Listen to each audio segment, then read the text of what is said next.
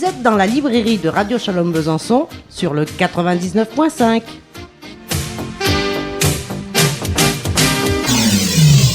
Bonjour et soyez le bienvenu, Pascal Hassenforder dans la librairie de Radio Shalom Besançon. Alors vous êtes l'auteur de Rewind aux éditions Gunten. Bonjour, bonjour à tous les auditeurs, bonjour à vous et merci de m'accueillir. Comment allez-vous ? Très bien, très bien. Alors tout d'abord, présentez-vous pour celles et ceux qui ne vous connaissent pas. Je m'appelle Pascal Hassenforder. Rewind, qui est sorti, comme vous le dites, aux éditions Gunten, est mon premier roman, donc ça c'est pour l'aspect littéraire. Donc j'espère avoir un avenir plus fourni que mon passé littéraire. J'y travaille en tout cas. Et sinon, je suis également maire adjoint de ma commune qui est Ronchamp. Puis à part ça, j'ai passé quelques années de ma vie auparavant dans la Marine nationale. Voilà. Mais le livre n'a rien à voir avec ça.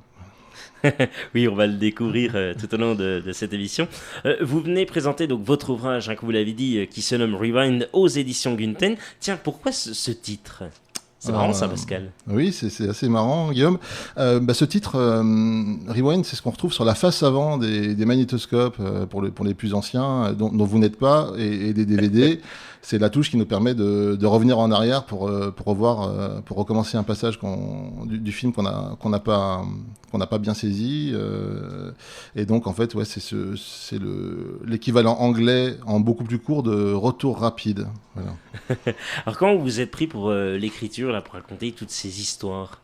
Alors, je ne sais pas s'il y a un moment où on devient écrivain. Moi, j'ai toujours écrit depuis que je suis gamin. J'aime écrire. Voilà, j'étais meilleur en français qu'en maths. Et puis, j'ai toujours écrit des petites nouvelles dans mon coin depuis l'adolescence, depuis 16, 17, 18 ans.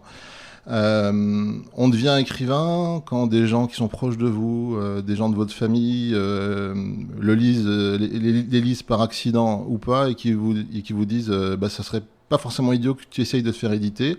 Il y a quelques mois ou quelques années de ça, j'ai passé le pas de tenter d'être édité et je suis devenu écrivain comme ça. Après, il y a différents types d'écrivains. Il y a ceux qui écrivent la journée, ceux qui écrivent la nuit. Il y en a qui écrivent de façon frénétique pour s'arrêter plusieurs mois ou de façon beaucoup plus régulière. Moi, je suis un écrivain de nuit. Avec des phases où j'écris pas et puis des phases où j'écris beaucoup. Voilà. Donc c'est tout à fait compatible avec un travail. Voilà. Alors cet ouvrage est écrit en combien de temps du coup ?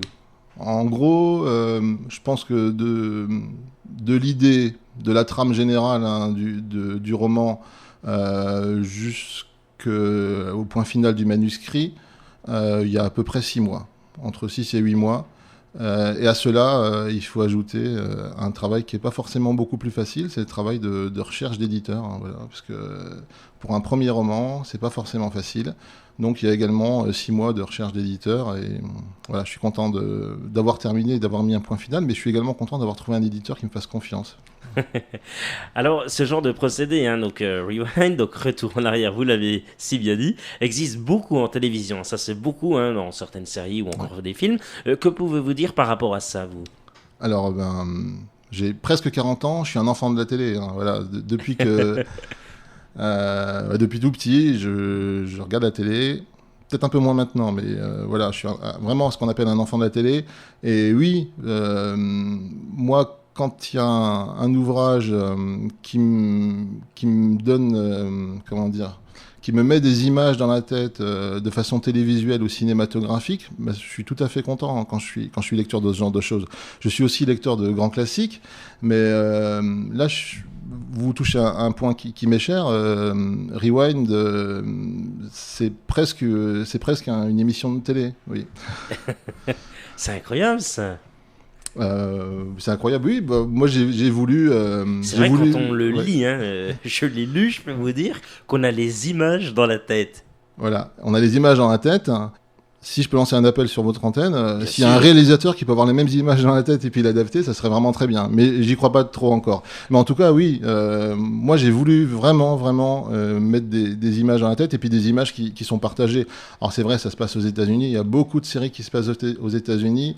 Je pense que il y a un corpus, culturel qui nous est vraiment commun à beaucoup de monde de ma génération. Et puis j'en ai j'en ai mis pas mal là-dedans, ouais, dans l'ouvrage.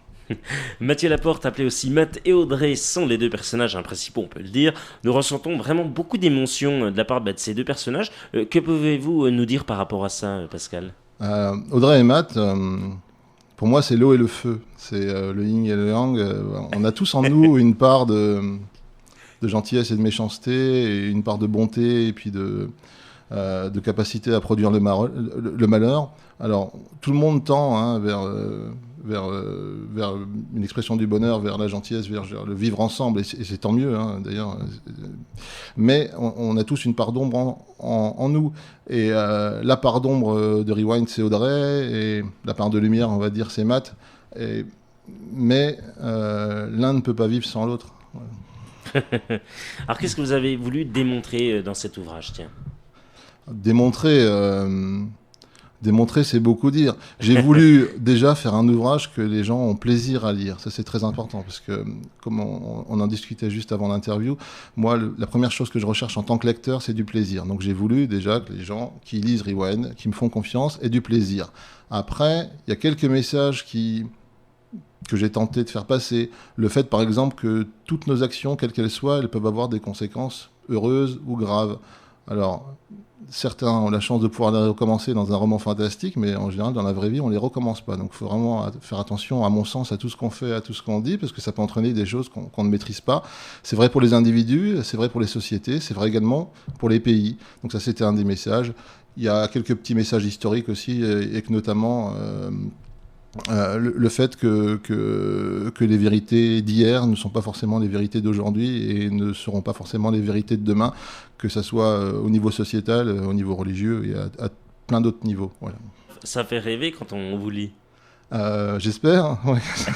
J'espère que ça fait rêver, que ça donne du plaisir et que ça fait réfléchir un tout petit peu aussi. Voilà. Alors Pascal Hassenforder, pouvez-vous en quelques mots nous expliquer votre ouvrage pour donner envie au lecteur d'acquérir votre livre, forcément. Voilà, donc c'est un ouvrage que je pourrais décrire comme un mélange de...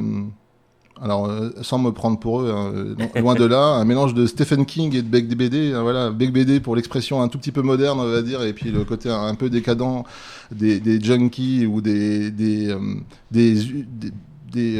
urbains pressés qu'on connaît tous, et un petit côté Stephen King, parce que voilà, il y a une pointe de fantastique quand même qui est indéniable, que j'adore en tant que lecteur, et voilà, donc un mélange de modernité et de fantastique, teinté d'histoire, je pourrais dire. Voilà, donc si vous aimez ces trois domaines littéraires, c'est fait pour vous. Voilà. Alors, il y a plusieurs histoires. Est-ce qu'on peut, pas donner bien sûr la fin de l'histoire, oui, mais donner un petit peu les sujets, quelques sujets, tiens. Ouais, donc il y a une histoire principale, et il y a des sortes de décrochages dans le passé. Alors, je ne vous raconte pas les détails, mais il y a des petits décrochages qui nous font voyager dans l'histoire. Donc, il y a un petit... Ça ressemble à une petite nouvelle sans en être une. Hein. Voilà, il y a un petit passage pendant la guerre de sécession aux États-Unis. Il y a un petit passage dans le Tennessee des années 70. Et il y a également un petit passage dans l'Espagne du XIIIe siècle.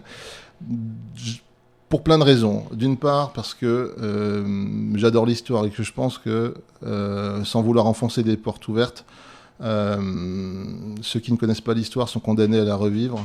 Donc voilà, j'ai voulu, dans très peu de pages, dans peu de pages, puisqu'il y en a à peu près 120, décrire des périodes qui me sont chères, tout en gardant en fil rouge l'histoire de Matt et d'Audrey que vous évoquiez tout à l'heure. Voilà. Et donc il y a 3 petits décrochages dans le passé, puis vous verrez à la fin qu'il y aura un petit décrochage dans le futur. Une histoire qui, j'espère, ne nous arrivera jamais, mais dont on prend le chemin. Voilà. Oui, c'est vrai.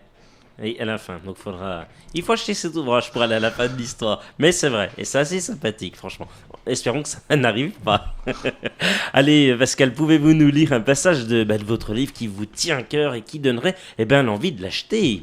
Ben oui, donc je viens de le préparer il y a 5 minutes avec vous. Je commence. Donc, juillet 1975. Quelques centaines de personnes, peut-être 200 ou 300, étaient réunies dans une petite salle décrépite de la non moins décrépite ville de Knoxville, dans le Tennessee. À l'intérieur flottaient dans le même effluve des odeurs de hot-dog bon marché, de transpiration, de tabac et d'urine. Tous étaient là pour assister à la réunion de boxe du samedi soir, et beaucoup pour parier sur les vainqueurs ou le nombre de reprises des combats. L'atmosphère de ces réunions, qui attirait tous les styles de spectateurs, était tantôt amicale et rieuse, tantôt si malsaine et violente que les organisateurs en venaient, c'est dire, à espérer l'intervention de la police. Les changements d'ambiance s'opéraient en fonction du déroulement des combats, ou des sommes perdues ou gagnées par les uns et les autres, ou de tout autre motif, fût-il imaginable. Ce soir-là, tout se passait à peu près bien. Les 2 combats qui venaient de s'achever n'étaient ni trop longs, ni trop courts, ni trop surprenants quant à leur issue. Chacun était resté à sa place. Les favoris avaient su l'emporter, les challengers avaient donné le change, mais avaient fini par perdre. Les arbitres n'avaient pas fait de zèle, les vigiles n'avaient pas eu à faire les gros bras, et il n'y avait même pas eu de bagarre. Qui plus est, les bookmakers officieux s'en étaient, et c'est là le plus important, une fois de plus, mis plein les fouilles. Ça n'était pas terminé, car le 3e et dernier combat, en général le plus attendu et de loin le plus lucratif, était annoncé pour dans quelques minutes. Les femmes et les gamins n'étaient en général pas les bienvenus dans ce genre de rassemblement. Ça tombait bien, ils n'avaient le plus souvent pas une énorme envie d'en être. Surtout les femmes en fait. Ce soir-là, il y avait cependant au moins une femme et au moins un gamin dans le Big Kahuna Arena de Knoxville. La femme s'appelait Liberty, avait une 20aine d'années et ne s'était même jamais rendu compte du caractère pour le moins original de son prénom. Il faut dire que, si elle était assez mignonne, tout en elle était assez original. Un look proche de celui d'Alice au Pays des Merveilles, des cheveux noirs coupés au bol et une voix de crécelle étaient parmi les points les plus notables. Son intellect assez fruste était moins original, mais également à noter. Elle était placée tout près du ring, en sa qualité de petite amie d'un des 2 boxeurs du grand combat. Elle avait, au grand malheur de ses voisins, commencé à hurler le nom du pauvre type depuis une belle lurette. Et il faut acheter cet ouvrage pour avoir la suite. Quels sont vos futurs projets à vous, Pascal ? Alors, mes futurs projets littéraires, c'est de continuer à... C'est bien grand mot, mais d'assurer un peu la promotion de Rewind, pour satisfaire à la fois mon ego et puis mon éditeur. Et j'aimerais vraiment ne pas en rester là, et puis faire une suite. Voilà. La suite est déjà dans ma tête, elle est déjà un tout petit peu couchée, j'allais dire sur le papier, mais plutôt sur des fichiers informatiques. Elle n'est pas terminée, mais bon, si les éditions Gunten, Michel et Agnès continuent à me faire confiance, j'ai vraiment envie qu'il y ait une suite. Voilà. Rewind 2 alors Rewind 2, ou bien Play, ou bien Stop, ou bien Forward. Voilà. On a toute la face avant du lecteur de DVD. Il y a déjà moyen de faire, il y a déjà des ouvrages à faire. Allez, rappelons que vous êtes donc l'auteur de Rewind aux éditions Gunten. Un grand merci à vous, Pascal Hassan-Forder, d'avoir été l'invité de la librairie de Radio Shalom Besançon. Merci à vous de votre accueil, merci de votre sympathie. Et puis je suis très content de la confiance de Radio Shalom. Et puis vous portez un bien beau message en nous faisant... comment dire, je bégaye un peu, mais la radio de la paix, c'est ce qu'il nous faut. Voilà. Eh bien, merci encore.